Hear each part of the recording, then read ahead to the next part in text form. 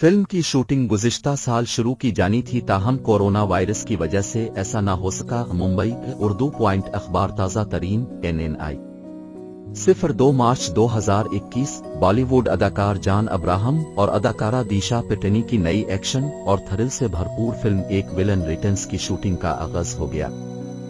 Film में अर्जुन कपूर भी शामिल हैं। डायरेक्टर मोहित सौरी ने फिल्म की शूटिंग का आगाज होने पर खुशी का इजहार करते हुए कहा कि मैं काफी वक्त से इस दिन का इंतजार कर रहा था। बदकिस्मती से कोरोना की वजह से हालात तब्दील हुए, लेकिन अब खुशी है कि हम फिर से वही हैं, यानी हम अब फिल्में बना रहे हैं। दूसरी जानिब अदाकारा दिशा पटनी और जॉन अब्राहम ने भी फिल्म की टीम के हमरा तस्वीर अपने सोशल मीडिया अकाउंट पर शेयर की। भारतीय मीडिया के मुताबिक फिल्म की शूटिंग गुज़िश्ता साल शुरू की जानी थी, ताहम कोरोना वायरस की वजह से ऐसा न हो सका। इस फिल्म की इब्तिदाई रिलीज की तारीख 11 फरवरी 2022